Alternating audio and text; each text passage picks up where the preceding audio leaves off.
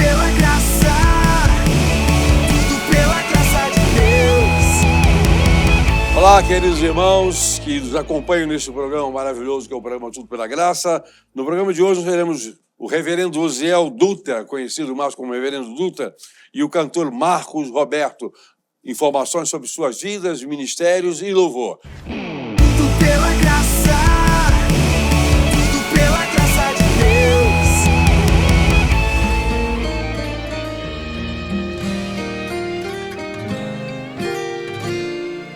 Fechei a porta do quarto, abri meu coração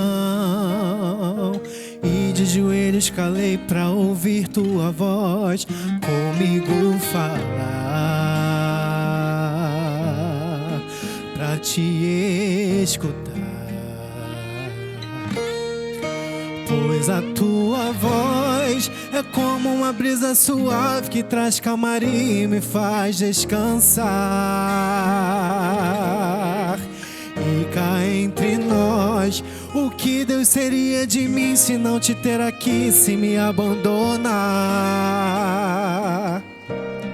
Sem tua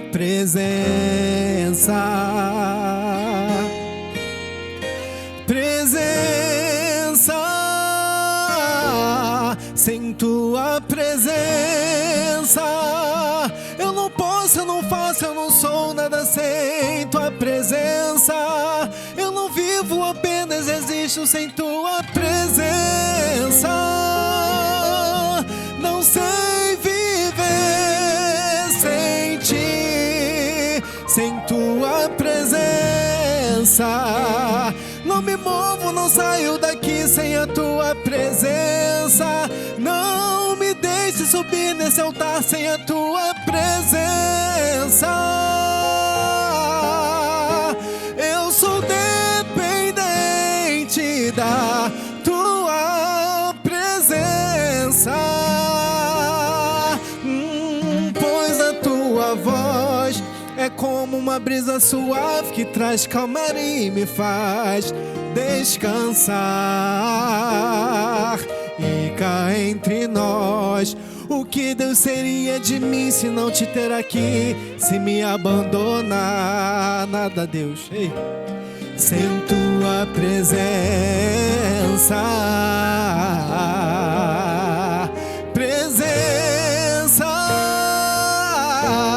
sem tua presença, eu não posso, eu não faço, eu não sou nada sem tua presença. Eu não vivo, apenas existo sem tua presença. Não sei viver sem ti, sem tua presença. Não me movo, não saio daqui sem a tua presença. Não me deixe subir nesse altar sem a tua presença. Eu sou dependente.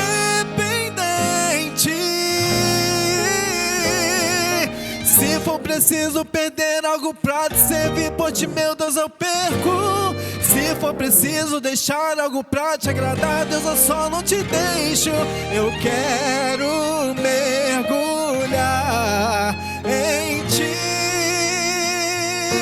e transbordar, Senhor, da tua graça, do teu renovo, da tua presença e do teu fogo, de ousadia, da tua unção. Pode inundar o meu coração. Eu quero mergulhar em ti, cada vez mais em ti. Sem tua presença, eu não posso, eu não faço, eu não sou nada sem tua presença. Eu não vivo, apenas existo sem tua presença. Não sei viver sem ti, sem tua presença. Não me movo, não saio daqui sem a tua presença. Não me deixe subir nesse altar sem a tua presença. Eu sou dependente da tua presença. A presença de Deus é suficiente para nossas vidas. Que você venha acreditar nisso a cada dia, em nome de Jesus. Tudo pela graça de Deus. O programa Tudo pela Graça está no ar, trazendo mensagens, trazendo entrevista, trazendo alegria, louvor, enfim, coisas boas para todos os nossos sábados à tarde.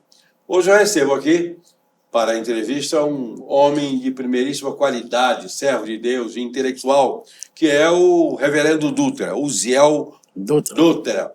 Ele atua na educação teológica já há muitos anos, nascido em Minas, na cidade de Maiomirim, cerca de 40 anos de ministério, um pouco mais, né? Já passou disso aí. É teólogo, pedagogo, jornalista, escritor, diretor acadêmico do seminário, e, na verdade, é o reitor, de fato, do Seminário Unido, né? E é unido mesmo, que ali transita estudantes de todas as denominações, fundador da Academia Cristã Latino-Americana de Teólogos, Escritores e Notáveis, da Acratem, da qual tenho o privilégio de fazer parte, dirigente também de jornais como Força Cristã e Força Brasil. Ele é ministro do Evangelho da Igreja Presbiteriana do Brasil, atuando lá na cidade de Belfort Roxo, na Baixada Fluminense, cidade, inclusive, onde eu pastoreei a Igreja Batista lá. Bom, reverendo Uziel Dutra, é um privilégio ter o irmão conosco nesta tarde aqui. O privilégio é nosso, né? E eu, há bastante tempo, fiquei 7 anos dirigindo e apresentando programas em rádio. A TV é a primeira vez. Primeira vez? Então, mas tudo tem uma primeira vez na tudo vida. tem uma primeira vez. Né? Então, eu me sinto, né, à vontade, mas não tão bem à vontade como no rádio. Na rádio, né? Primeira vez Mas que eu fiz um aí. programa de televisão, eu tremi, gaguejei e achei que nunca mais poderia tentar. E hoje eu dirijo uma instituição de TV e trabalhando com muito prazer. É muito gostoso o que nós fazemos aqui. No reino de Deus, né? E o primeiro programa de TV que eu dei entrevista foi em Angola, na África, numa das nossas idas lá para a formatura, que nós temos alguns alunos da instituição também em Angola, desde 2005. Desde 2005. Reverendo, o irmão tem, como falamos, mais de 40 anos de ministério, né? Como começou essa caminhada e o que mais marcou o irmão nessa vida ministerial, incluindo a acadêmica? Eu tive o chamado para o ministério já no seminário. Quando fui para o seminário, eu era da Igreja Presbiteriana Independente, não da Igreja Presbiteriana do Brasil. E fui por conta própria, apenas comuniquei o conselho, mas não era candidato, não era aspirante ao ministério. Isso. No segundo ano de seminário, numa capela, eu recebi ali o chamado. Fui convidado para pregar na capela, nunca tinha pregado. Entrei, não posso dizer vermelho como um pimentão, porque tem pimentão verde também, né? Tem. Mas consegui pregar, né? Gaguejei bastante, mas consegui pregar. E depois fiquei ansioso para ser convidado de novo. E ali começou a haver aquele gosto, né, por transmitir a palavra de Deus e por estar à frente, né, do culto. E eu comecei a sentir realmente chamado para o ministério. E comuniquei ao meu conselho, comuniquei ao pastor. E interessante, pastor, que quando eu ainda era um membro da igreja, não era candidato ao ministério, eu dirigi uma congregação em Saracuruna, congregação da IPI, fazia parte lá da direção da mocidade, uma série de coisas. E quando eu falei comuniquei, né, que era candidato, que era aspirante ao ministério, eles me tiraram tudo. No ano seguinte, eu estava destituído de todos os cargos que existiam, inclusive lá na congregação. Mas você não entendeu, né? Não entendeu não isso. Entendi aquilo, né? Mas continuei. 2 anos depois, eu me formei, né? Na época, o Seminário Unido era em Oswaldo Cruz, no subúrbio, e já no mês da formação eu recebi o convite de um pastor da Igreja Presbiteriana do Brasil, que estavam saindo 4 pastores do presbitério de Cabo Frio na época. E não ia dar quórum para o presbitério continuar funcionando. Então eles tiveram que chamar pastores assim para compor o quórum do presbitério. E eu, então, como ele era professor do seminário e nós nos identificamos muito, eu acabei aceitando o convite e fui para o presbitério de Macaé na época, que abrangia Cabo Frio, toda aquela região. E aí ali, né, fui para ser ordenado, para receber aquela licença, né? Porque o presbiteriano ele tem um ano ou até 2 de licença para depois haver a ordenação. Mas aí, devido à imperiosa necessidade do campo, alguns dias depois da reunião ordinária, eles convocaram uma extraordinária para ordenar pastores, porque havia necessidade premente no campo.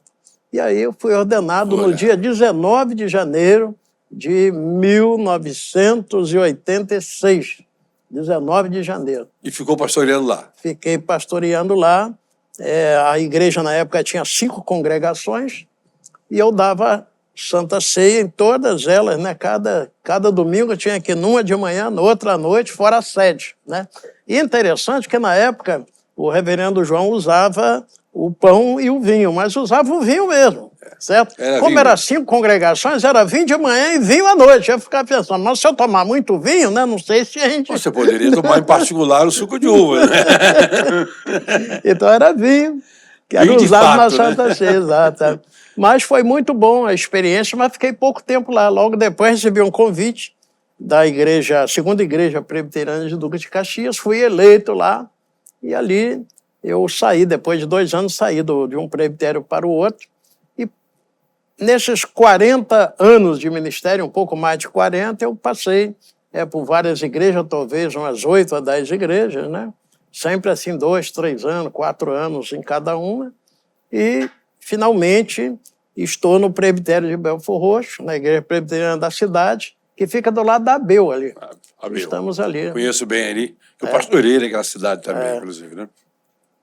Mas o irmão fez referência ao fato que o irmão iniciou na Igreja Presbiteriana de Independência. É bom esclarecer que as diferenças, não existe diferença teológica nenhuma entre a Presbiteriana do Brasil e a Presbiteriana de Independência. Existem outras igrejas presbiterianas, todas elas mantendo o mesmo princípio de fé e ordem. É só uma questão administrativa e de liderança. É uma coisa muito, não é uma igreja presbiteriana pirata, né? Não. Que, graças a Deus, não existe no Brasil. São pelo menos 9 ramificações 9 ramificações. A Assembleia de Deus tem muito mais. Na Igreja Batista não tem tantos, mas na prática tem muito mais também.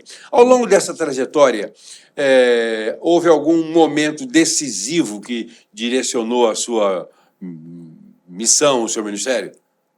Sim, é o chamado específico para o ensino. Para o ensino. Porque eu gostava muito de estar ali pregando e tal, mas uma coisa que mais me atraía na igreja é quando eu ensinava, né? Não somente na classe de preparação de novos membros, que a gente chama de classe catecúmenos, mas muitas vezes doutrinando a igreja e tal, aí comecei a sentir essa inclinação para o ensino. E fui para o seminário interdenominacional e interconfessional, ainda não era unido. Ainda não era unido. Né? E fiquei alguns anos ali, já vou para uns 15 anos que eu estou no Seminário Teológico Unido, né? Fiquei primeiro no Seminário Unido em Petrópolis, do lado da casa de Santos Dumont, uma região histórica, né? O centro histórico ali da cidade. E depois, na vinda para o Rio, recebi o convite do reverendo Isaías de Souza Maciel, que é o verdadeiro reitor, né, do Seminário de fato, né? Unido de Mesquita. Está com 101 anos, né? 101 para 102. E estamos ali. Esse ano eu creio que vou para o 12º ano à frente do Seminário Unido. O irmão falou que tem uma vocação especial para a educação. Bom, o púlpito é, sem dúvida alguma, uma escola contínua. A igreja existe para ensinar, né? A expressão prega a palavra é para todos nós que atuamos no reino de Deus. Eu tenho, portanto, atua fortemente na área acadêmica. O irmão leciona no curso teológico? Também. Né? Eu sou diretor acadêmico, mas a gente tem algumas matérias específicas, né, que é conosco. Qual a sua matéria de predileção? A área da teologia sistemática, certo? E também, por causa de muita preparação de concluintes do bacharelado, do mestrado e até do doutorado, então eu fiz, inclusive com professores da Escola Superior de Guerra, a metodologia, né, a docência do ensino superior. E aí me dediquei muito à metodologia, não só no seminário nosso, mas também no seminário da metodista wesleyana e tal. E aí... Isso área é muito bom. Não transita bem no meio de todas as denominações evangélicas, eu sei disso. Agora, eu faria uma pergunta bem objetiva. Qual a importância do estudo teológico para a formação de líderes hoje, em geral? Principalmente numa época que eu creio que a segunda vinda de Cristo está muito próxima. Como está? Algumas décadas passadas se dizia isso e a gente... muitos não acreditavam. Hoje, está mais nítido ainda o que está acontecendo, né, mundo afora, e a segunda vinda de Cristo está muito próxima mesmo. E mais do que nunca nós precisamos de líderes preparados, né? Pastores, obreiros, de um modo geral, missionários, para dar a razão da nossa fé, como diz a Bíblia, né? Inclusive, eu fiz um livro chamado Igreja de Laodiceia, onde eu faço uma comparação da igreja de Laodiceia como tipo e a igreja dos nossos dias como antítipo daquela igreja, como a última igreja, o último tipo de igreja antes da segunda vinda de Cristo. E trabalhei ali a questão histórica, depois a questão... teológica de cada uma daquelas igrejas, a comparação, mas escrevi um outro livro posteriormente que é um outro evangelho, porque em Igreja da Laodiceia eu tratei sobre o envolvimento da igreja na mídia, começando no rádio, tá? Na TV, o envolvimento da igreja em vários setores da sociedade, mas também o envolvimento da igreja na política. E que não foi um envolvimento saudável no pleno sentido da palavra. Teve muita falha, né? muito testemunho negativo de muita liderança do meio evangélico. E aí, mas esse capítulo ficou assim, com gostinho de quero mais. Então, baseado naquela parte que São Paulo apóstolo fala, né, a respeito de ainda que um anjo desça do céu vos pregue um outro evangelho além, diferente desse que eu vos prego, seja anátema. Então, em cima disso aí, eu escrevi o livro, ainda está em fase, né, não vou dizer em fase terminal, senão ele morre, né? Morre, mas estamos bem adiantados no livro, é chamado Um Outro Evangelho, tá? E, além desse, tem um que eu até lhe convidei, né, para fazer o prefácio, que é hinos, por que não cantá-los? Porque os hinos, infelizmente, estão sendo muito abandonados em algumas igrejas. Segunda e terceira instância. Muitas igrejas, não só presbiterianas, né? Talvez os batistas, está lá o pastor Joaquim com um sorriso de um lado ao outro ali, os batistas ainda conservam um pouco mais do que os presbiterianos. Quando canta muito, canta um. Um hino por culto. Quando canta muito. Em muitas igrejas presbiterianas, quando canta, é a primeira e a última estrofe. Come o meio para ficar mais curto, né? Ficar mais curto. Reverendo, nós vivemos num tempo de informação, hoje é tudo muito acelerado, né? Como equilibrar o conhecimento necessário com a fé, que é essencial, né? Para quem essa enxurrada de cultura que invade nossa cabeça. Como equilibrar o conhecimento e a fé, esses dois focos aí? Eu diria Bíblia e oração, né? Bíblia Quanto e oração. mais nós nos aprofundarmos no conhecimento da palavra, e temos que estar sempre buscando ao Senhor em oração, pedindo a iluminação do Espírito Santo para tudo, para que a gente encontre sempre um ponto de equilíbrio. Eu sempre fui daquele pensamento, né, de não radicalismo, né? Em tudo, né, tolerância, no essencial. No não essencial, né, a compreensão, a convivência, né? E caridade em tudo, amor em tudo. O reverendo Guilhermino Cunha, ele usava muito essa expressão, não exatamente assim, mas mais ou menos nesse sentido. Então, para buscar esse equilíbrio, tem que ter realmente estudo da palavra, aprofundarmos realmente na palavra e oração. Aliás, a minha igreja começou esse ano, está aí no jornal Força Brasil, na primeira página, com essa preocupação de começar o ano em oração. E por que orar? Né? Então foi muito interessante. O irmão é um comunicador, o irmão é um jornalista, tem uma experiência muito grande na produção de jornais, dirige hoje 2 jornais de fato. Como surgiu essa visão de comunicar o evangelho também através da mídia? A mídia escrita é muito própria do seu estilo. Como surgiu essa visão? Eu tenho uma certa facilidade em escrever, né? Graças a Deus. E o meu primeiro curso na área de jornalismo foi naquele curso Assis Chateaubriand, que era excelente, né? Tinha aquilo que se chama de verdadeiros figurões da área jornalística que dava aula lá. Era as feras daquele momento. Era as feras daquele tempo. E aquilo ali me despertou, né? Me atraiu para a imprensa de forma escrita. E aí chegou a oportunidade com a academia de nós criarmos nosso primeiro jornal em 2008, que foi o jornal Força Cristã, e agora, trabalhando junto com o Conselho Nacional das Comunidades Evangélicas, nós criamos o Força Brasil para o mesmo segmento evangélico principalmente, mas também extensivo, né, a outros segmentos da população no Brasil inteiro. O irmão, como já se falou, estamos falando, o irmão é um homem dedicado às letras. Gosta de escrever, escreve bem, tem facilidade, né? E o irmão criou a Aclatem, que é uma academia de intelectuais evangélicos de importância singular, e a dirige. Na sua concepção, qual é a missão dessa instituição no meio do Reino de Deus? A Aclatem, ela foi criada, não com esse nome, né? Era Aclatev, no ano de 2017. Foi até no auditório da Academia da Polícia Militar do Estado do Rio de Janeiro, tá? Lá em Sulacap. E então nós já vamos para o 9º ano de atividades, né? Hoje chama-se Aclatem, Academia Cristã Latino-Americana de Teólogos, Escritores e Notáveis.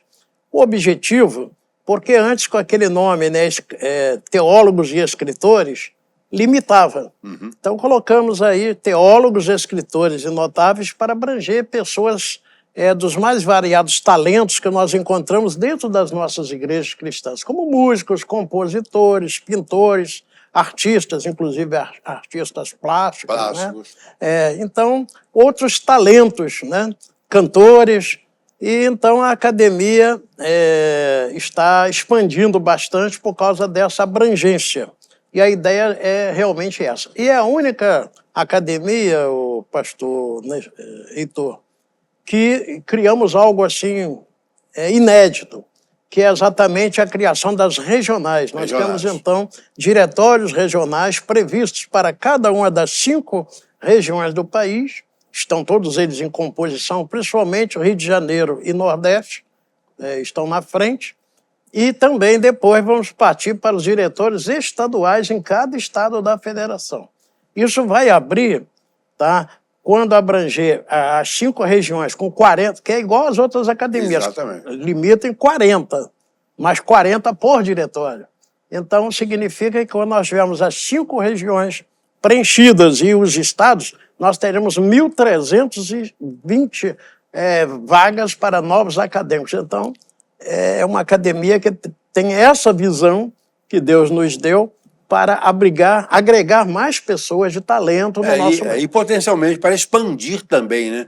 Para Com certeza. pessoas e autores, professores, etc., que têm produtos de alta significância para publicá-los e, enfim, expandir isso aí em benefício do todo. Né? E também sobre a academia, porque nós temos muitas pessoas com tempo, né, muito abreviado para certas coisas, então nós limitamos em 4 sessões magnas por ano.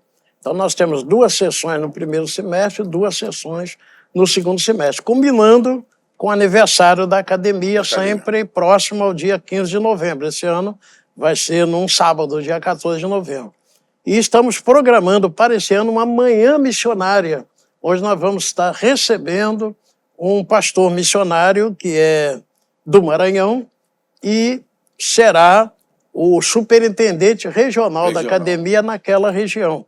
Então ele estará vindo ao Rio de Janeiro, ele trabalha com missões, tem doutorado na área de missiologia, e nós vamos fazer uma manhã missionária. E se Deus quiser, essa manhã missionária vai ser exatamente nesse auditório, como o senhor nos fez esse convite, né? Então a academia está em franca expansão e é um privilégio podermos tê-lo como um dos acadêmicos. Obrigado. É um privilégio que eu recebi de ter e participar lá com a cadeira número 22. Né? O senhor também participa de conferências no exterior, no Brasil no exterior. Né? O que mais te marcou nesses encontros, nessas diferentes culturas que o irmão esteve? Não são muitas culturas. Na realidade, o meu contato maior é com a África, especialmente com Angola. E nós participamos de conferências lá desde 2005.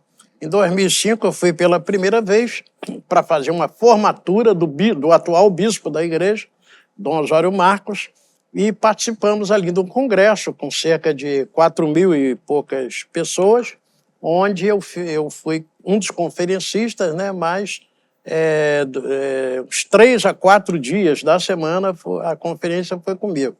Depois nós voltamos, 2 anos depois, para fazer a primeira formatura do convênio que a gente fez lá para a formação, né, bíblico-teológica, e hoje nós já temos turma de mestrado e de doutorado lá. Funcionando lá. Tá? Inclusive o bispo e o filho do bispo primaz, Dom Benoni Marques, que lá eles usam o Dom, né? Dom.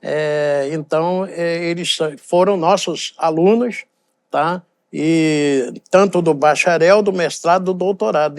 E hoje o Benoni está à frente da área educacional da igreja, o que muito nos alegra. A principal igreja com relação com a que o irmão tem lá, de qual denominação? É a Igreja de Nosso Senhor Jesus Cristo no mundo. Só que lá existe umas 5 igrejas com o mesmo nome, que lá pode acontecer isso. E essa igreja ela se caracteriza, né, pela anciãos conselheiros da direção central, que é a mais antiga, né, herdada diretamente do fundador, né, Simão Gonçalves Tocco. Então, esse segmento tem cerca de 120 mil membros no país. Tá? 121 mil? Angola tinha 17 províncias, hoje tem mais uma. São 18 províncias. Em cada província, a igreja está implantada. E eu tive o privilégio de ir em umas 4 províncias dessas, né, em várias regiões de Angola, fazendo conferências desde 2005. Tá? Agora já há convite de Portugal e da Espanha também, mas, por enquanto, ficamos com a África. Que é um povo irmão, né? Eu não sei se as características das igrejas são parecidas com as nossas, mas deve ter semelhança, mas deve também ter divergências próprias da cultura local. Né? Essa igreja de Nosso Senhor Jesus Cristo no mundo, anciãos conselheiros da direção central, eles são bastante litúrgicos, não tem assim grande diferença na sequência cultica com os presbiterianos e os batistas no Brasil. Agora, eles usam muito o chamado regozijo, que são aqueles cânticos, né? Muitos deles até tribais, onde eles cantam, onde eles dançam e tal. Inclusive, o ofertório lá é feito praticamente em público, uma vez por mês, ou de 2 em 2 meses, porque quase 3 horas o ofertório, que as pessoas fazem aquela fila, né? Você imagina num congresso de, o mínimo lá, 2.500, 3.000 pessoas, para ofertar. Então eles vêm todo mundo dançando e tal, com a oferta, né? E a oferta não é em dinheiro. Tem muitos que vêm ofertando daquilo que eles produzem, ou daquilo que vendem. Se o camarada, por exemplo, ele vende cadeira, então ele pega algumas cadeiras, vem os empregados e dançando para entregar aquelas cadeiras como dízimo, né? Inclusive, tem um lá que tem um aviário, né? E aí, no dia que eu fui, várias galinhas, né? As galinhas lá, quase que dançando junto. Cantando, elas foram, né? Pelo menos cantando elas foram. Né? Não sabiam que a igreja faz muito social, porque existe muita necessidade, né? Em África. Então... Não só em Angola, mas na África inteira. E Angola, a igreja cuida muito, muito, muito dos seus membros, daqueles que estão visitando. Então, geralmente, nesses congressos, a comida é feita para aquela multidão, né? E aquelas galinhas que são ofertadas, elas não estão cantando ali e tal, mas daqui a pouquinho estão na panela. Elas vão se arrepender de terem cantado. Né? Essa experiência é muito boa. Mas de lá para cá, o irmão é um dos pastores da igreja presbiteriana da cidade, lá na Baixada Fluminense, né? Que é uma igreja grande, uma igreja boa, antiga também, né?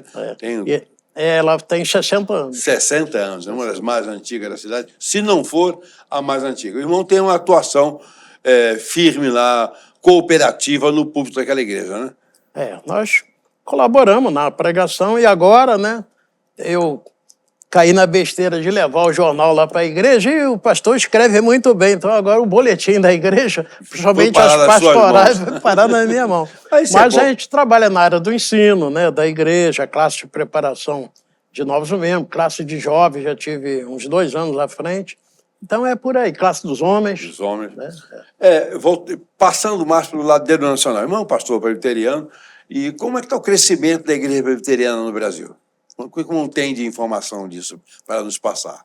Para ser sincero, pastor, a igreja está bastante estagnada em termos de missões, embora tenha, né, a Junta de Missões Nacionais, a Junta de Missões Estrangeiras, não pararam as atividades, continua, mas não houve crescimento. Tá? Inclusive, nos presbitérios locais, muitas congregações que existiam estão sendo fechadas. Então, há, assim, uma certa estagnação que a gente sente em termos de missões e em termos de evangelismo na igreja. Tá? A que o irmão atribui a causa disso aí? Para ser sincero, envolvimento da liderança nacional. Inclusive, esse ano é ano de eleição, né, do Supremo Conselho, mas muito envolvimento até mesmo político, essa coisa toda, muitos interesses em conflito que... Muitas vezes as coisas principais deixaram de ser tratadas, inclusive a missão principal da igreja, que é pregar o evangelho. Todas as igrejas, todas as denominações passam por altos e baixos, isso aí não tenha dúvida. Né? Mas houve uma alteração significativa de rumo na igreja metodista alguns anos atrás, que culminou com um racha, com o surgimento da igreja metodista wesleyana, que é uma igreja de natureza pentecostal. Isso. Né? Pentecostal. A igreja presbiteriana já experimentou lá atrás a saída da presbiteriana independente. Né? Mas não foi por motivo teológico, foi um motivo mais, diríamos assim, político interno. Né? Político. E não teve nenhuma mudança na estrutura, no segmento intelectual da igreja. Né? No caso da metodista, houve. Surgiu um ramo pentecostal, que foi uma renovação que já havia acontecido na Igreja Batista e por aí afora. Bom, agora nós temos visto, observando que as igrejas mais conservadoras, mais tradicionais, deixaram de crescer tanto. E hoje o movimento neopentecostal é o que mais cresce. Exato. No Brasil, eu não sei se no mundo, na África com certeza. Lá o movimento evangélico lá já é bem diferente daqui mesmo, né? É mais dinâmico. Né? Até porque na África, pelo menos... dessa igreja, né, que eu conheço bem, quando há uma conversão, é como acontecia lá no tempo, né, dos apóstolos. Vem família inteira, entendeu? Não vem uma pessoa da família. Você vem o chefe da família, vem a esposa, vem os filhos, se tiver neto, vem os netos. Então a igreja... Se converte na raça, né? Família vem junto, né? Por isso que é muito valorizada a questão da família lá. A mãe, a mulher, tem um valor muito grande na cultura africana, por ser mãe. Por exemplo, tem uma briga ali na rua.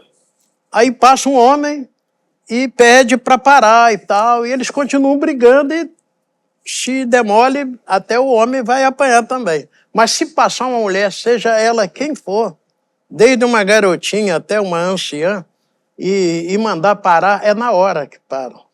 Cada mulher é como se fosse a mãe de todos. De todos. Tanto é que elas são chamadas mãe. A minha esposa até hoje, os nossos alunos lá, como é que está a nossa mãe?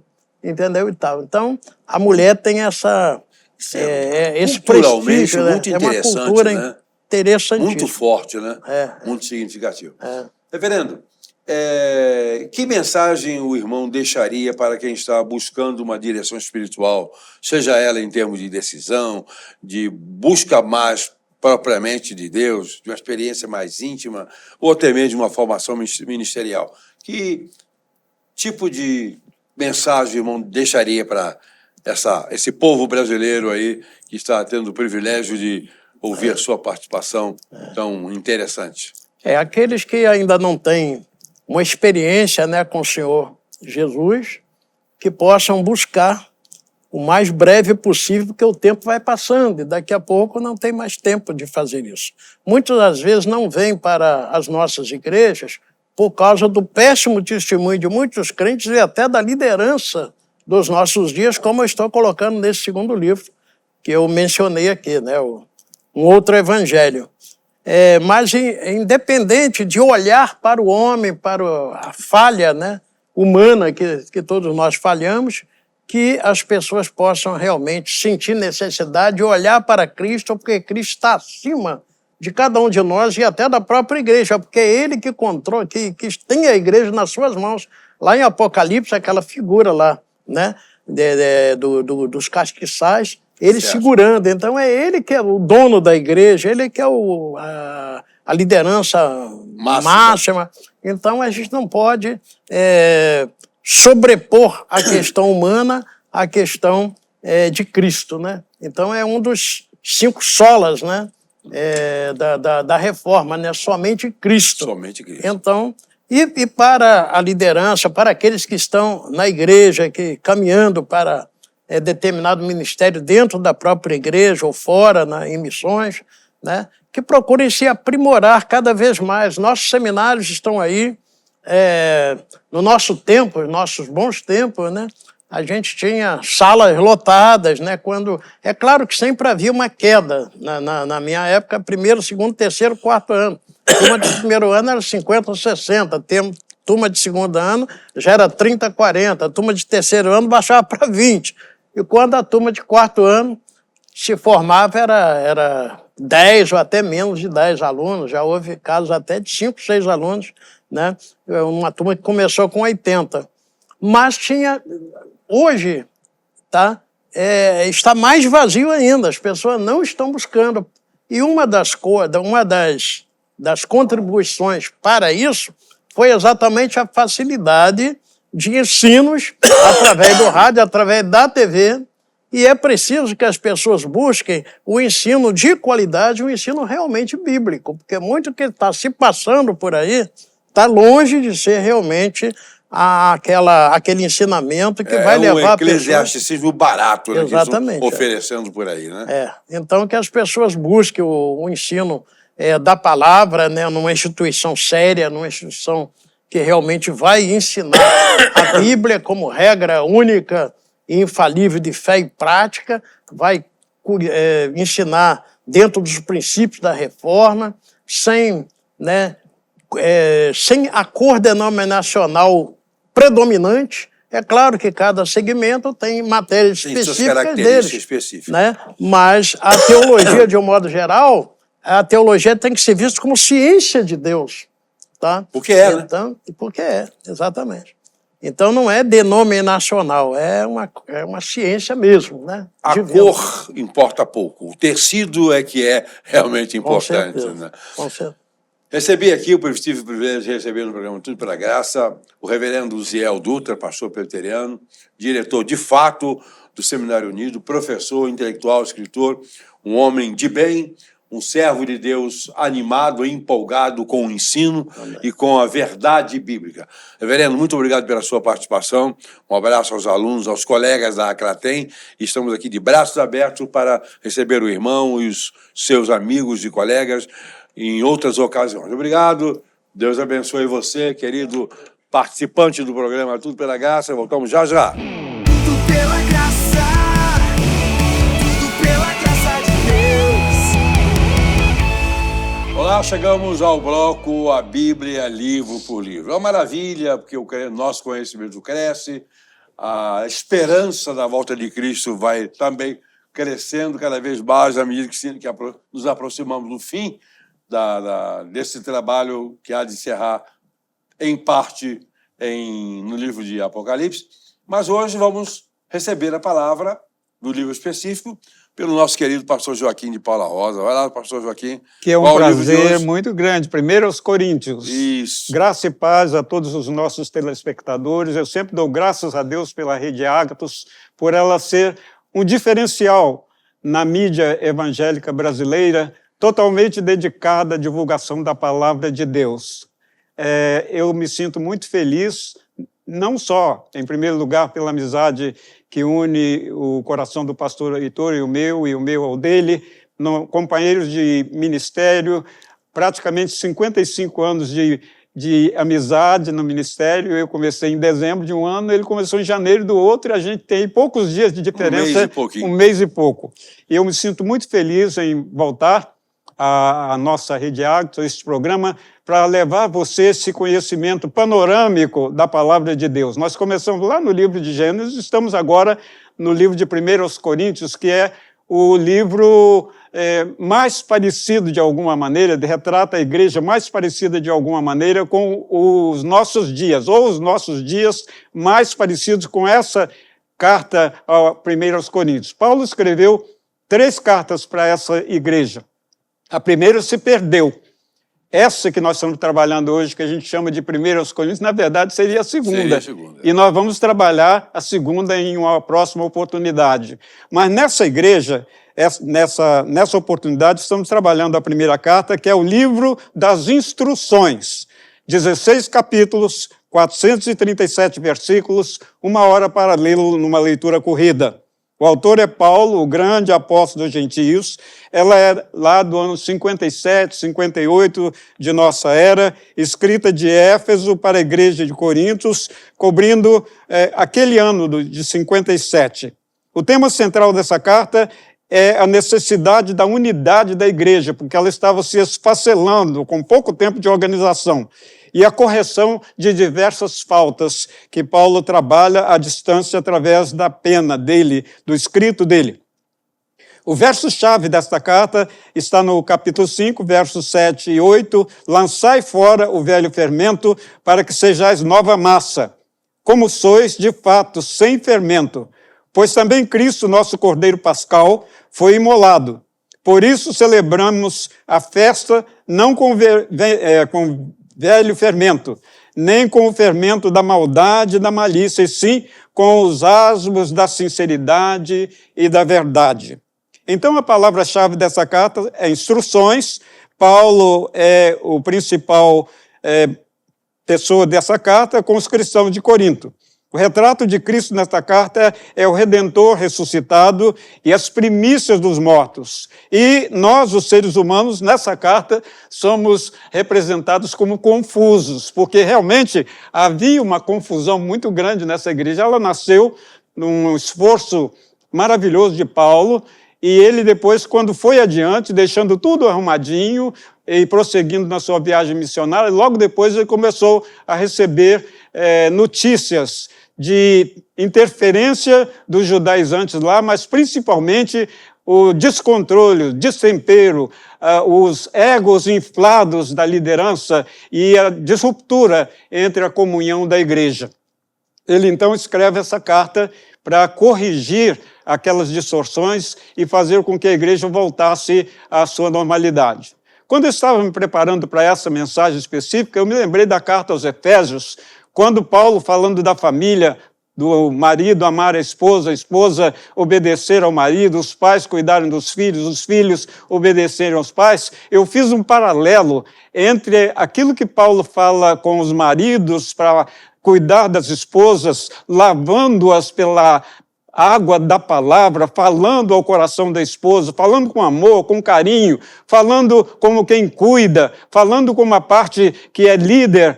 Eu me lembrei aqui dessa carta no que tange a Paulo falando com aquela igreja, lavando a igreja, 1 de Coríntios, nessa carta, daquelas mazelas, daquelas dificuldades, daqueles problemas que eles estavam vivendo.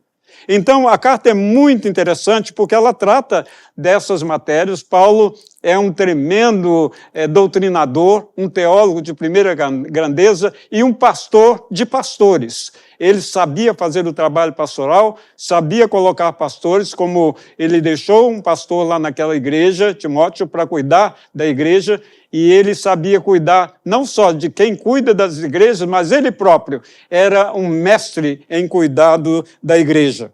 Ele então fala para aqueles crentes e para toda a liderança, ele lançar aquelas coisas que estavam perturbando a igreja para fora e voltarem àquele momento em que ele deixou a igreja arrumadinha, toda direitinha, mas é o que acontece. Todos que pastoreamos, em algum momento ou outro, principalmente nós os pastores, raramente nós temos um grande tempo de tranquilidade. Na maioria das vezes nós estamos lidando com crentes que estão chegando, com crentes que estão no meio da viagem, com crentes que se inflam, com crentes que se acham donos de igreja. Um problema sério. O coração de pastor é um coração sofredor. E o de Paulo mais ainda. Mas ele tinha essa capacidade de sofrer os restos do sofrimento de Cristo, como você e eu também precisamos fazer. Então vamos imitar Paulo, nós os pastores, cuidando da igreja de hoje, do nosso tempo, das nossas famílias evangélicas, da igreja que pastoreamos, dos pastores que nos ajudam, das ovelhas que nos dão o tempo delas, a lã delas, o dinheiro delas, os talentos delas, para nos ajudar a pastorear a igreja que não é nossa, a igreja é de Cristo. Nós somos de Cristo co-pastores, como Paulo foi, talvez o maior de todos, do próprio Cristo. Que Deus nos abençoe como obreiros, para que saibamos falar ao coração da igreja, não bater nela, e cuidar dela até que ela seja santificada pela lavagem da água, que é a palavra de Deus, que você e eu amamos de todo o nosso coração. Que Ele nos abençoe, graça e paz. Tudo pela graça, tudo pela graça de Deus.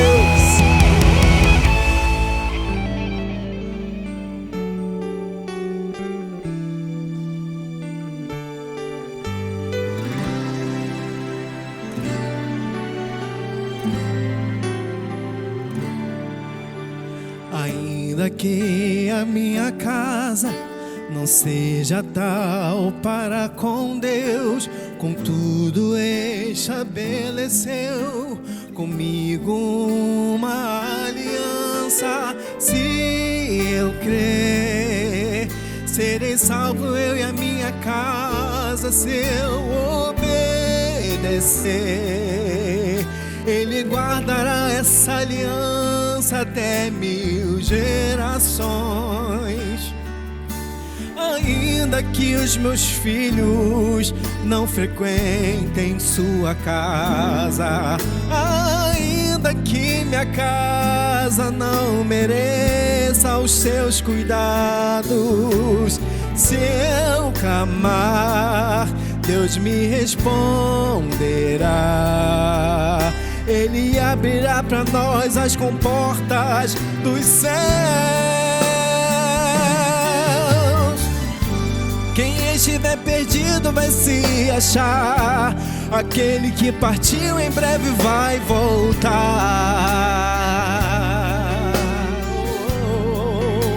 Porque Deus é fiel. Quem estiver ferido vai se curar. Quem não sonha mais voltará a sonhar.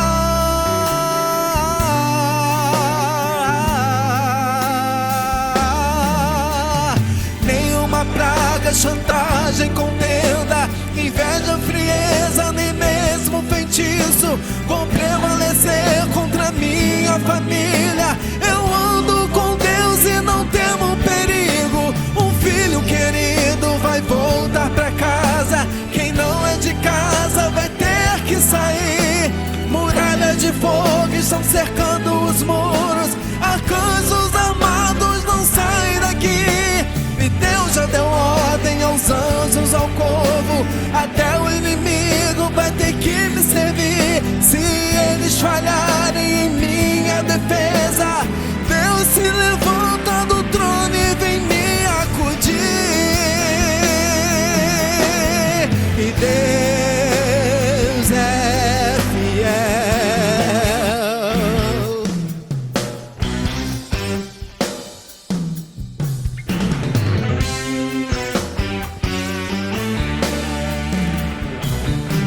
Ainda que os meus filhos não frequentem sua casa, ainda que minha casa não mereça os teus cuidados, se eu clamar, Deus me responderá.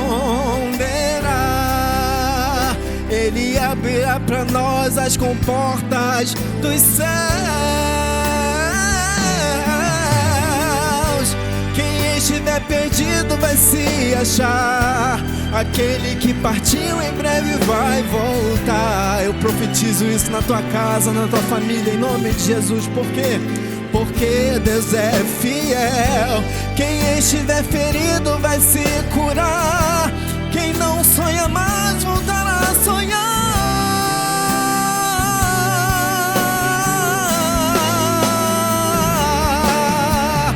Nenhuma praga, chantagem, contenda, inveja, frieza, nem mesmo feitiço vão prevalecer contra a sua família. Eu ando com Deus e não temo perigo.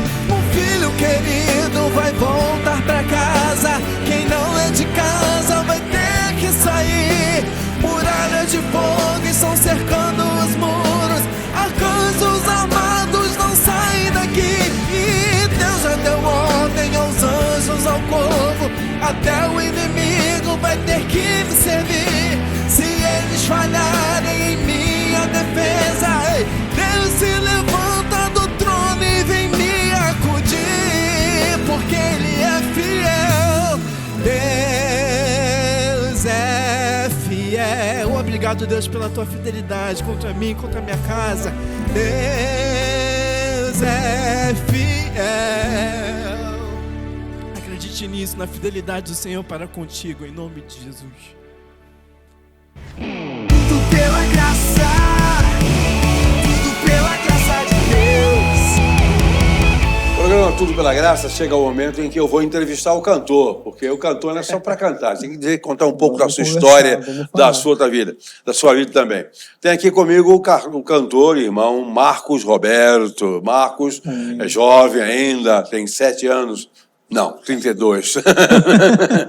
32, nascido lá em Belfor Roxo, Baixada Fluminense, região onde eu pastoreei durante um pouco de tempo, lá na Primeira Igreja Batista. Tenho muitos amigos lá. Não só cantor, também é líder de louvor.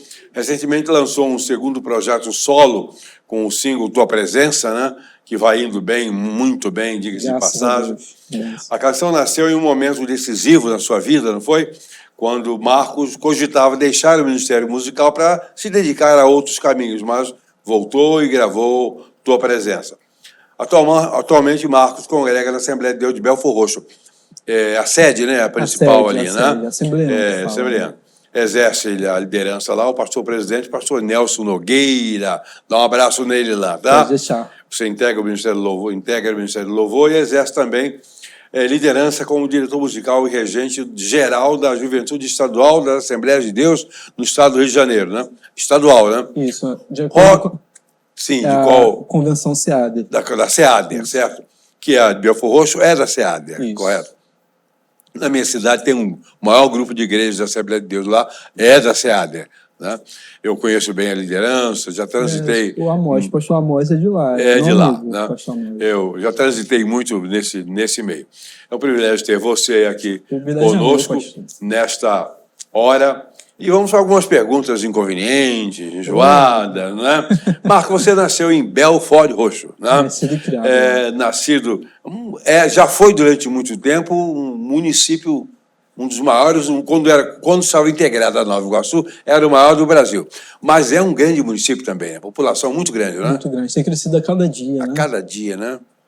É enorme, né? A Baixada Fluminense é uma região de moradores de quem trabalha no Rio de Janeiro. Sim. É a cidade dormitório.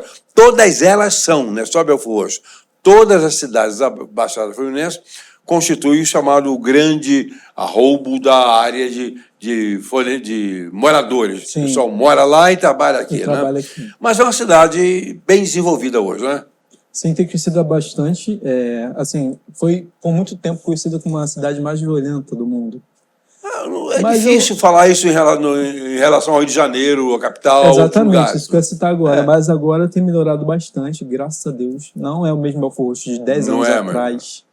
Deus tem cuidado da nossa cidade e é uma cidade que tem crescido muito, graças a Deus. É uma cidade que eu tenho o privilégio de morar lá, porque é uma cidade, uma seara muito grande. Muito grande. O crescimento das igrejas ali é estrondoso, né? Sim. É uma cidade que está prosperando. Até curso de medicina tem lá agora. Tem. Curso de medicina possui lá.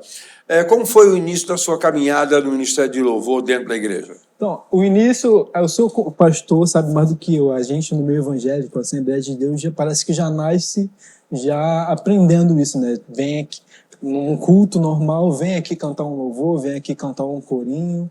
Isso é normal nas igrejas, nossas igrejas. Então, isso faltava somente desenvolver, né? A cada dia, onde eu me enxerguei em pessoas falando para mim, não, Marcos, você tem o dom, tem o talento no meio da música, vai desenvolver isso, vai aperfeiçoar. E dando ouvido, a gente buscou, né, o aperfeiçoamento, numa aula de canto, num estúdio, e a gente já foi crescendo, aprendendo cada dia mais, e a gente recebeu algumas propostas, né, de produtores, pessoas que já vivem nesse meio, e a gente deu ouvido, e a gente já se enxergou, né, gravando single, gravando participação especiais para outros cantores, e a gente está aí na caminhada. Nesse momento, você sentiu o impulso Sim. e partiu para uma carreira solo, diríamos assim. Exatamente. Eu comecei cantando no Ministério de Louvor da minha igreja, né, com outros ministros, pessoas que já sabiam fazer, já sabiam chegar na frente de um público, fazer um grande trabalho, né, ministrar daquela forma extraordinária. Eu olhava para eles assim, eu falei, não, eu nunca vou chegar nesse nível, porque, querendo ou não, eu ainda sou um pouquinho tímido, pastor. Eu sempre fui muito tímido, sempre corri dessa questão de estar de frente, de trabalho, questão de estar ali trazer um louvor para a igreja lotada, eu sempre corri disso. E, querendo ou não, quando Deus tem um chamado, né, tem um propósito, não adianta. A gente não tem para onde correr. Então, aprendendo cada dia mais com os ministros de louvores da minha igreja, amigos já envolvidos nessa área, a gente foi perdendo um pouquinho disso, dessa vergonha. A timidez, né? Exatamente. Porque diz a palavra, né, que os tímidos não herdarão o reino dos céus.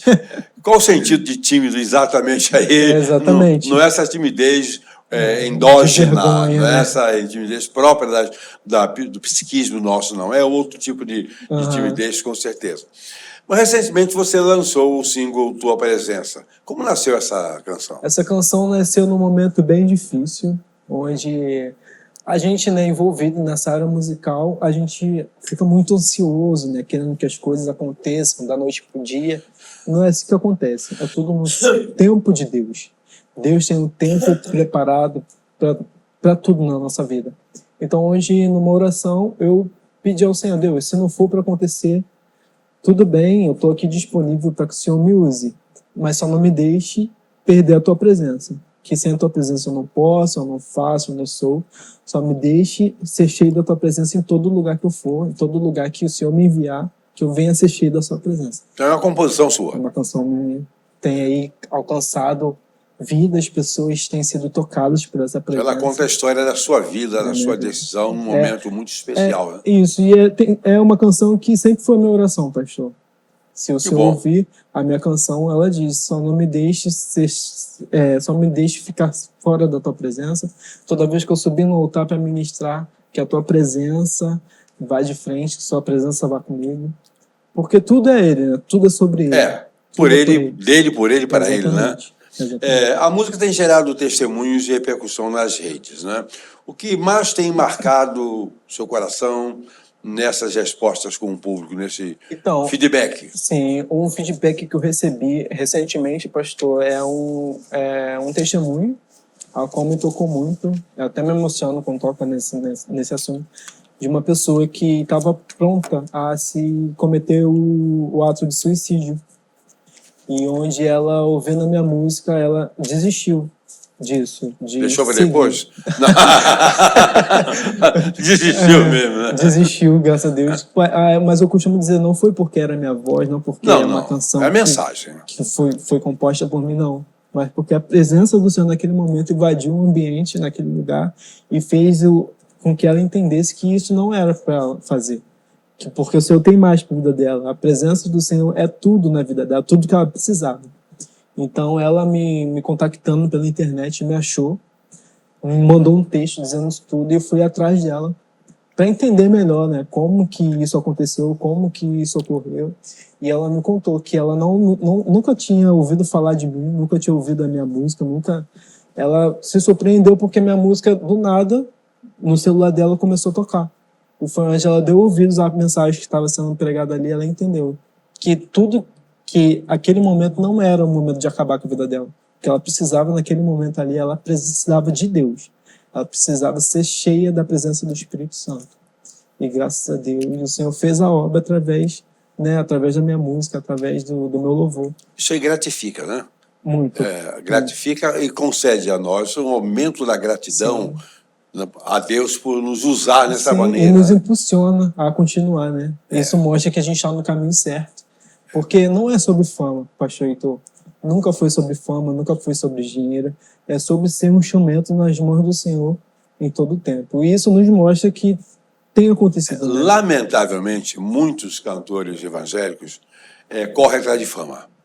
Mas quando as pessoas correm atrás da fama ou atrás do dinheiro, se conseguirem, vão observar que essas coisas não produzem nada. Elas não contêm, digamos, raízes de valor na nossa existência. Sim. Existe fama, existe. Existe dinheiro, sim. Mas no reino de Deus essas coisas são secundárias. Porque Deus nos abençoa com aquilo que nós precisamos. Isso. E ninguém vive de fama. Exatamente. E por incrível que pareça, ninguém vive de dinheiro também. Como você concilia o chamado ministerial? Porque isso é um ministério, né? Com os desafios da vida profissional e, enfim, pessoal. Então, eu sempre fui muito preocupado com o meu futuro, né? Desde sempre eu queria ter uma profissão, pensar no meu futuro, né? Porque eu sempre visei o meu conhecimento, sempre busquei aperfeiçoar meu conhecimento. Então, a gente é formado hoje em administração, a gente trabalha, tem emprego, trabalha nessa área. Então, conciliar tem sido um pouco corrido, mas não é impossível. Deus tem me abençoado na minha área profissional e na minha área ministerial também. Eu busco separar. A gente precisa se organizar, né? Conseguindo se organizar, tudo dá certo. Claro que eu não vou marcar, por exemplo, eu recebi o convite da sua produção para estar aqui hoje. Foi uma honra, um privilégio para mim. Me organizei lá no meu trabalho, o horário certinho para estar aqui no horário, para estar fazendo o conteúdo aqui com vocês. Então, a gente se organizando, a gente consegue. Consegue realizar tudo, consegue, né? Consegue. Porque não tem nada fácil, né? Nessa vida não tem nada. E se for fácil, não presta. Exatamente, tem alguma coisa errada. Não tem valor, obviamente, não vai ser gratificante para ninguém. Que mensagem você deixaria para quem está pensando em desistir do chamado? Seja o chamado para o quê? O que Deus tenha chamado. O que você diz? Sim. A minha mensagem é para que essas pessoas não desistam. Desistir sempre foi o caminho mais fácil. Mas quando a gente persiste e acredita naquilo que Deus tem para nós, né, sempre dá certo, né? Então, buscar a Deus em todo tempo, buscar o direcionamento certo para o Senhor, para seguir com que aquilo que Deus tem para nós, né? Os sonhos de Deus são maiores que os nossos. Sempre maiores. Sempre maiores. Então, somente olhar para o nosso alvo, nosso foco, que é Jesus, que com certeza, no tempo certo, na hora exata, Deus vai fazer, vai acontecer, você vai ver que valeu a pena não desistir, valeu a Também pena. sempre vale a pena Sim. insistir, né? Sim, e no final a gente sempre vê que deu certo, que valeu a pena não desistir, valeu a pena persistir e confiar em Deus. Essa é a Uma minha coisa mensagem. interessante, Marcos, é que Deus não chama pessoas inúteis, nem incompetentes. Ele pode chamar pessoas tímidas, preocupadas, cheias de problemas, de responsabilidades, mas incompetentes ele não chama. Ele só chama vocacionado quem tem... A competência é avaliada, é sentida por Deus e não pelos nossos amigos, nem por produtores. A verdade é Ele que diz, você é competente para o que eu quero que você faça. E o que Ele quer que você faça não é necessariamente aquilo que você deseja. É a obra dele. Entrevistei aqui Marcos Roberto, cantor, líder de jovens, que exerce a profissão de administrador, né? Formado em administração de empresa, e que louva e serve ao Senhor na igreja, no ministério da denominação. Isso é muito bom. Marcos, um abraço para você, Pastor, uma felicidade. honra, muito obrigado. A honra é minha de ter você Quando aqui. precisar, Dá um está abraço lá no disponível. pastor, fala que eu mandei um abraço Pode para ele, deixar. que eu vou convidá-lo para participar desse Chama que programa ele vai também. gostar, vai ser... Tudo pela graça, continua com a sua presença e olha, não deixa de distribuir, convidar o máximo possível as pessoas, passa esse programa para todos os seus contatos.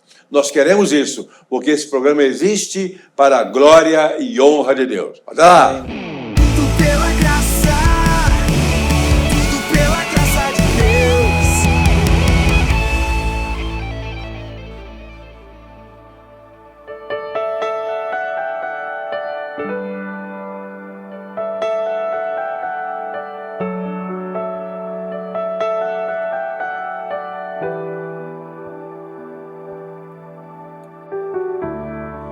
Parece que está tudo bem,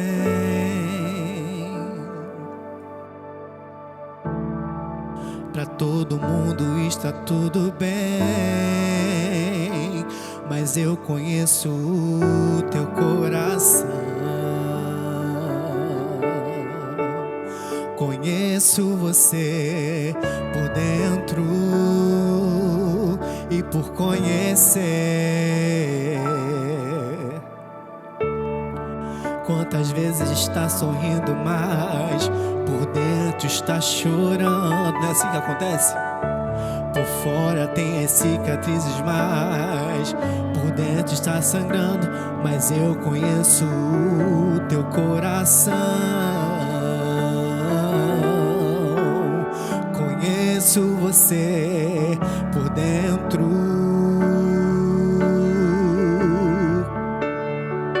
Antes de eu começar a minha obra em sua vida, lá no ventre da sua mãe, a sua história eu já tinha escrito, filho.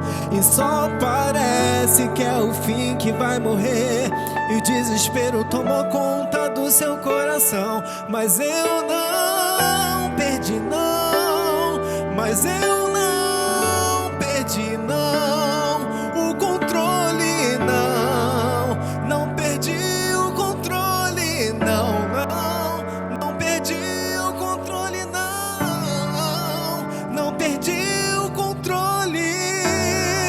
A sua história já estava escrita e eu não perdi o controle não, não, não perdi o controle não, não, não, não, não perdi o controle não. Pode uma mãe se esquecer de um filho, Davi estava esquecido, cuidando de ovelha estava esquecido, José estava esquecido, na cisterna estava esquecido, prenderam ele estava esquecido, bateram nele estava esquecido, no palácio estava esquecido, o paralítico estava esquecido, no tanque de Betesda estava esquecido, o cego Bartimeu estava esquecido, em Jericó estava esquecido, Ele estava esquecido. Crucificaram, ele estava esquecido. Bateram nele, estava esquecido. Deram uma cruz pra ele, estava esquecido. Na via dolorosa estava esquecido. No primeiro dia estava esquecido. No segundo dia estava esquecido. No terceiro dia estava esquecido. Mas no terceiro dia ele ressuscitou. No terceiro dia ele se levantou e me trouxe hoje aqui só para te dizer que eu não perdi o controle, não. Não perdi o controle, não, não. Não perdi o controle, não. Não perdi o controle. A sua história já estava escrita e eu não perdi, eu não perdi, não. Eu não perdi o controle,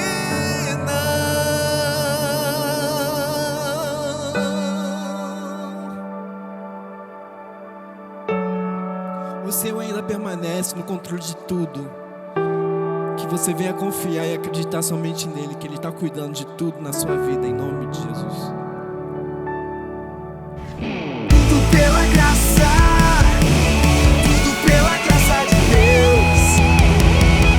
Olá, chegamos ao bloco Li e Gostei com o pastor Henrique, amigo intelectual, obreiro, servo intelectual também, no sentido absoluto, porque não só no ministério, mas no magistério também você atua largamente, né? Eu gosto muito disso. Eu cresci no magistério, espero morrer nele, mas sem pressa também, não tem necessidade. Vamos para as frases de hoje.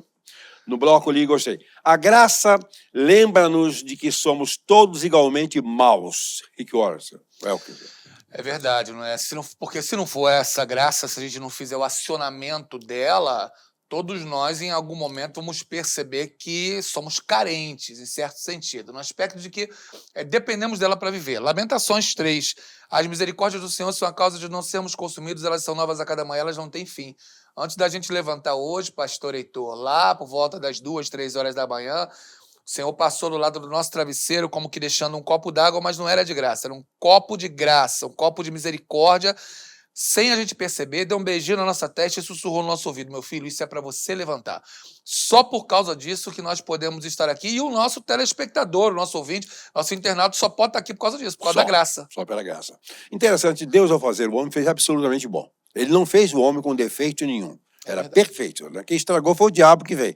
Mas Deus tinha inserido no ser humano o livre-arbítrio, que para ser perfeitamente bom, teria que ser livre. Não poderia ser um ser... Senão seria um autônomo, né? Seria um autônomo, um robô. É um robô. E ele nos fez absolutamente livre e, por causa disso, o livre-arbítrio é que faz isso tudo. Mas veio o diabo, inseriu uma possibilidade de pecado e aí estragou tudo. Então somos igualmente maus. Igualmente maus. Mas a graça nos vela de novo com Deus. Tem um provérbio Yiddish que é interessante, que ele diz, com todo respeito àqueles que nos ouvem veem, mas ele diz: em cada cara um canalha. Se duvidar, é só se olhar no espelho. É um provérbio Yiddish, né? E eu fico pensando, o Elber César traz num livro Sempre Faço o que Não Quero, ele junta uma série de frases e reflexões para apontar como nós precisamos da graça. Por exemplo, ele cita um juiz dizendo: existe um leão adormecido dentro de cada um de nós. Sim. Libertá-lo é apenas uma questão de oportunidade. E eu sempre fico refletindo sobre isso, sobre a necessidade da graça, pedindo: Deus, me dá graça, cantando com Paulo César, né? Dá-me mais graça, Senhor, para que esse homem mau que tenta ressuscitar dentro de mim permaneça dormindo lá, permaneça morto lá. Porque, na verdade, ele está em todo mundo. É verdade. Ele não deixa de estar mesmo no santo. Não deixa, ele pode acordar. E eu tenho muito medo do espelho. Eu também. Por causa disso. Eu também. Por causa disso. Ok, vamos para a segunda frase. Ainda que o encontro com Jesus resulte em massivas mudanças, isso é fato, mudança de vida, a ênfase não está no quanto precisamos fazer para realizar essa mudança. A ênfase está em Jesus, porque é Ele que transforma tudo. É ele que transforma. Tudo depende da aproximação em relação a ele. Porque o máximo que a gente fizer vai ser um mero esforço. Isaías diz, né? Isaías 64:6, todas as nossas justiças são como trapo de imundícia. Então é a gente tentando chegar por esforço humano, a gente aproxima um pouco. Mas é graça. Porque quando vem a graça, ela nos liberta do pecado que tenta nos segurar, aí a coisa flui nele, em Cristo. Na verdade, o que de bom existe em nós é potencial, É verdade. mas precisa ser exercitado, para ser manifestado só com o ingrediente da graça. É verdade. E se aproximando dele, como Moisés fez, né? tempo todo. Se aproxima e tem diferença, a face brilha, tem que colocar o véu, o povo estranha, mas quando se aproxima dele. É uma questão que eu penso razoavelmente bastante na contemporaneidade, pastor Heitor, porque os nossos olhos estão muito humanistas hoje, não é humanizados. A gente tem que cuidar do próximo, perfeito. É a diferença. Agora, humanista é a centralidade em mim. Em mim. Então, quando a gente parte para a Bíblia, a gente olha muita bondade nos seres humanos ali, em nós também, e esquece que nós, na realidade, precisamos da graça de Deus e nos aproximar dele. Porque ele disse para o mancebo de qualidade, não há bom, senão um que é Deus, apontando para ele mesmo. Ele é bom, só ele. Nós somos, na verdade, quando vivendo da melhor maneira possível na relação com Cristo e com Deus, nós somos uns executores da graça no meio, mas essa graça não provém de nós. É verdade, né? é dom de Deus. É dom de Deus. Vamos a uma terceira frase maravilhosa. Subestimamos a Jesus porque superestimamos a nós mesmos. Isso é fato. É fato, né? Hipermetropia oftálmica espiritual. A gente está com dificuldade de nos enxergar perto, né? No meu caso, eu tenho miopia, para longe, mas eu vejo que a pessoa que tem, minha esposa, está com dificuldade de enxergar perto, ela tem que ficar procurando onde colocar ali o texto. É como se eu pegasse o espelho e eu enxergasse uma imagem de mim maior do que realmente sou, que na verdade, quem nós somos? Gênesis 3,17, tu és pó, e ao pó te tornarás. Que é a vida, senão o momento em que eu sou pó e vou tornar a ser pó. É aquele exercício que Deus me dá. Mas a humanidade olha mais para si do que para Deus. Inclusive, no nosso meio, no meio evangélico, a gente tem visto uma enxurrada de pastores, bispos, apóstolos, não sei, não, mas está surgindo cada vez mais títulos, né? Deve aparecer, não deve demorar muito, o irmão mais velho de Jesus Cristo. Arcanjo Miguel II, e por aí vai. Arcanjo 1, Arcanjo 2, por aí afora. O ser humano tende a olhar para si, para a sua competência, para o quanto ele é bom, vamos usar essa expressão, o quanto ele é bom. E nós não somos bons. Não somos, e houve a inversão completa de João 3,30, é necessário que ele cresça e que eu diminua. Hoje é necessário que eu cresça e que ele diminua na contemporaneidade humanista de alguns que, na realidade, vou usar uma expressão um pouco forte, mas não se enxergam na realidade. Não se enxergam. Mesmo, e isso, o que é pior, no mundo eu estou pouco ligando para isso, o mundo é assim mesmo, né? Mas quando isso chega aos nossos arraiais, obreiros, pastores que estão em cima de um trono, se julgando maiores do que os outros e quantos deles até dando orientação, dando, digamos, ensinos diretos ou indiretos a Jesus Cristo, porque ele deveria mudar de caminho. Um autor antigo escreveu uma obra que o título dela eu acho que é muito interessante, Síndrome de Lúcifer, né? Síndrome de Lúcifer. Eu acho que a gente com Síndrome de Lúcifer que não deu certo, né? Ele já foi expulso, mas uma coisa que me surpreende, pastor Heitor, é que de 3/3 do céu, essa síndrome de Lúcifer, ele ainda conseguiu 1/3 de correligionários. É muita gente. Ou seja, de cada 3 anjos, um cai. Eu fico pensando, se de cada 3 cristãos, um caminhar nessa pataquada de síndrome de Lúcifer, é complexo. Muita gente aí ir para o inferno. Muita gente, é verdade. Interessante que Lúcifer e os anjos todos, e os que o acompanharam, todos eles tinham aquilo que nós temos, que é o livre-arbítrio. É verdade. Né? Porque o livre-arbítrio é uma essência de Deus. E quando ele fez os seres espirituais, quer sejam anjos, e depois, no nosso caso, ele não nos fez espirituais, ele nos fez um corpo e nos deu do seu espírito. Então, esse espírito que veio dele tinha, porque naturalmente ele é puro livre-arbítrio, o livre-arbítrio, né? E aí nós fizemos bobagem com aquilo de mais maravilhoso que recebemos de Deus. Que coisa, né? Mas o amor de Deus é tão grande, né? Que permite esse risco. Olha, eu vou te dar o livre-arbítrio, você olha o que você vai fazer. Você vai se ferrar, mas depois faz bobagem, eu vou correr atrás. Aí ele manda o seu filho para morrer por nós. Estou te dando o livre-arbítrio de novo de escolher novamente o bom caminho. Ou você crê ou você não crê. Se você não crê, o problema é seu, né? Pois bem, essas frases foram as frases de hoje do nosso programa ali. Gostei, eu e o pastor Henrique aqui, nesse deleite sobre frases dos outros, mas que servem muito para nós. Até a próxima!